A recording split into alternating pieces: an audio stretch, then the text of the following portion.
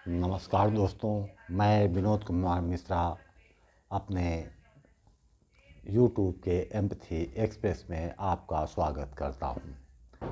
आशा है आप सब स्वस्थ और आनंद में होंगे। आज का विषय है सत्य को नकारते लोग। वैसे तो जीवन में ऐसे लोग आनंद में रहते हैं जो अपने गुण या अवगुणों को स्वीकार करते चले आए हैं। उनके व्यक्तित्व में कोई दिखावा नहीं होता है। आपने अनुभव किया होगा कि अधिकांश लोग आपके सामने अपना वास्तविक स्वरूप को ऐसे दिखाते हैं जिसके चलते आप उनके वास्तविक स्वरूप को पहचान ही नहीं सकते। कभी कभी आपको आश्चर्य होगा कि बहुत से ऐसे लोग मिले होंगे जिनके बारे में आप अच्छी तरह से जानते होंगे कि वो व्यक्ति आपका घोर विरोधी है, आपसे ईर्ष्या भी रखते होंगे, हमेशा आपका हित भी चाहता होगा, परंतु जब आपसे उसकी मुलाकात होती है तो आपको लगेगा कि वो वास्तव में यह व्यक्ति तो सबसे बड़ा शुभेच्छु है। आप अपने पर स्वयं से संदेह करने लगेंगे। बेशक यह एक अच्छे सामाजिक व्यवहारों की परिधि में आते हैं, लेकिन ऐसे दिखावटी व्यवहारों एवं क्रियाकलापों के दूरगामी परिणाम क्या होते हैं? जब हम गुणों को विपरीत प्रदर्शित करने के लिए एक आवरण ओढ़ लेते हैं, वहाँ पर आप ये भूल जाते हैं कि आपके शरीर के अंदर एक जीवित एवं चैतन्य आत्मा विद्यमान है। उसके ऊपर दिखावटी के न जाने कितने चादरों की परत से ढकते जाते हैं कि वो उसी धूल के चादर से अपना नाता जोड़ लेता है। आप से धीरे धीरे भूलने लगते हैं कि वास्तव में मेरा मौलिक स्वरूप क्या है। आप अपनी ही पहचान खो देते हैं, वो भी अपनी ही दृष्टि में। वास्तव में जिस सत्य को आपकी आत्मा, आपका मन स्वीकार करता है, उसे नकारने का एक ये भी कारण होता है कि कहीं न कहीं वह सत्य सामाजिक मूल्यों के विरोधी तो नहीं है, कहीं आपके ही गुण ही आपको उपहास का पात्र तो नहीं बना रहे हैं। कुछ गुण तो नैसर्गिक हैं, कुछ गुण प्रकृति ने आपको दिए हैं। उसे नकारने का तात्पर्य आप अपने आप को ही खो देते हैं। ये स्थिति तो एक ऐसे नाविक की भांति है जो नदी तो पार करना चाहता है, परंतु उसे नदी की लहरों से डर लगता है। नदी पार करने के लिए लहरों का सामना तो करना ही होगा।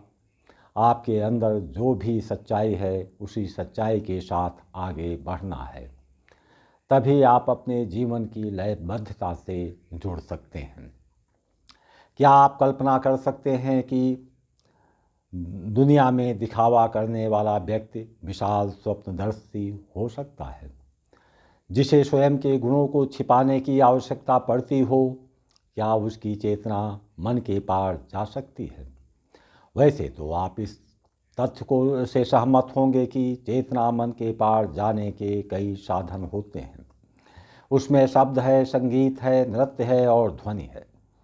जो आपके अंदर गुण है, उन्हीं गुणों के अनुरूप आपको शब्द अच्छे लगते हैं। प्रत्येक व्यक्ति विभिन्न संगीतों में से उसकी मनोदशा के अनुरूप रुचिकर लगता है।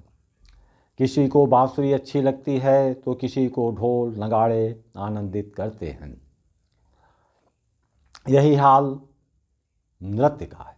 किसी को शास्त्रीय नृत्य में आनंद मिलता है तो किसी को डीजे की धुन में नृत्य करते हुए लोग अच्छे लगते हैं। यही हाल शब्दों का भी है। ऐसे में प्रत्येक मनुष्य के गुणों में भिन्नता पाई जाती है। उन्हें अपने गुणों के आधार पर शब्द, संगीत, ध्वनियाँ, नृत्य रुचिकर लगते हैं, लेकिन प्रत्येक शब्द, ध्वनि या नृत्य आपको आपकी आत्मा से लयबद्धता से जोड़ने में सक्षम होती है। माना कोई शांतिप्रिय है, उसे ओम शब्द अपनी ओर आकर्षित करेगा। कोई युद्ध प्रिय है तो उसे वीर रस के शब्द अपनी ओर आकर्षित करेंगे। कोई सौंदर्य प्रिय व्यक्ति को शास्त्रीय नृत्य संगीत पसंद आता है तो एक सैनिक को वीरता युक्त नृत्य संगीत पसंद आते हैं। इस प्रकार प्रत्येक गुणों के वास्तविक स्वीकारोक्ति की आपको अपने साथ लयबद्धता से जोड़ती है। आप चलते हैं जिन गुणों को लोग छिपाते चले आए हैं, उनमें से पहला गुण है अहंकार का।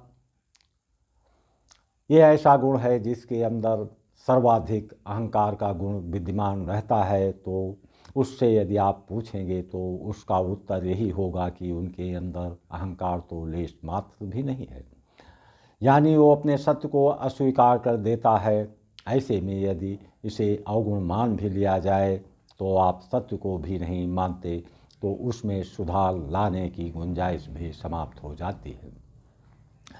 ये अहंकार रूपी प्रज्वलित अग्नि बढ़ती जाती है।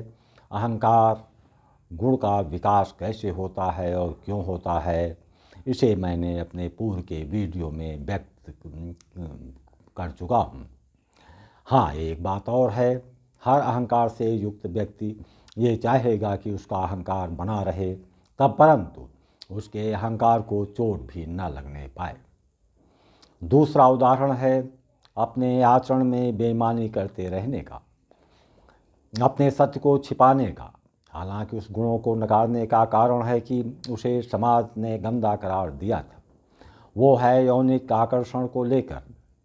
सामाजिक मर्यादाओं की सीमा में रहकर ही इसकी चर्चा की जा सकती है, लेकिन बहुत से अवसर ऐसे आते हैं जिसका आनंद लेकर आपकी आत्मा तक आंदोलित हो सकती है। जहाँ यह विषय आना भी नहीं चाहिए, वहाँ पर भी यही भाव आगे आ जाते हैं। एक उदाहरण रखना चाहता हूँ। पिछले साल मैं सुल्तानपुर एक शादी समारोह में गया था।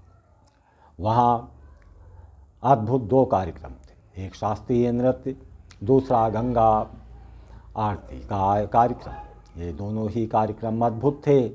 मेरे साथ एक सज्जन थे। मैं बैठकर उन कलाकारों द्वारा प्रस्तुत नृत्य देख रहा था। उनके द्वारा किए गए नृत्य को देखकर एक विशिष्टता का अनुभव हो रहा था। उनके नृत्य में उनकी भाव भंगिमाएँ, उनकी मुद्राएं, वो सब लयबद्धता से जुड़ते हुए नृत्यांगनाएँ नृत्य कर रही थी, जिसे देखकर सभी की आँखें आंदोलित हो रही थी। उनके गीत प्राणों तक आंदोलित कर रहे थी। मधुर मधुर गीत चल रहा था।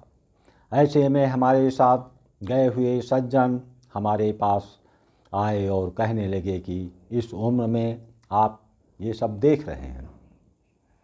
हमने प्रश्न किया कि तुम्हें अच्छा नहीं लग रहा है? उनका उत्तर था, अच्छा है, लेकिन लोग क्या कहेंगे? ये वो तिरछी नज़रों से नृत्य देख रहे थे। इसीलिए मैंने इस बिंदु को उठाया जहाँ ऐसे आकर्षण कोई मायने नहीं रखते, वो भी उनके दिमाग में आती रहती है। वास्तव में आपके अंदर जो गुण हैं उसको स्वीकारने का सुखद परिणाम ये होता है कि आप जैसे हैं वैसा ही आप स्वीकार करने की भावदशा रखते हैं। आप अपने आचरण से कोई बेईमानी नहीं करते। ऐसे में प्रत्येक गुणों के पीछे सहायक गुण भी काम करते हैं। यदि आप सत्य को स्वीकारते हैं तो उनके गुण के कारण कभी आप आहत होते हैं तो आहत होने के कारणों में जाते हैं।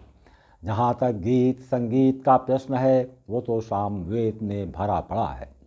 जब आप नृत्य देखते हैं या नृत्य करते हैं या गीत में डूबते हैं तो आप स्वयं अपने अंदर एक विशिष्टता का अनुभव करते हैं। आपका चैतन्य मन अपने आप से लयबद्धता स्थापित कर लेता है। नृत्य की मुद्राएं, उनकी भाव भंगिमाएँ आपकी आँखों को, आपके प्राणों को अंदर से आंदोलित करती हैं। फलस्वरूप धीरे धीरे आप अपने चैतन्य स्वरूप को विकसित करने में सफल हो जाते हैं। जय हिंद। आशा है वीडियो पसंद आई हो तो लाइक, सब्सक्राइब और शेयर करना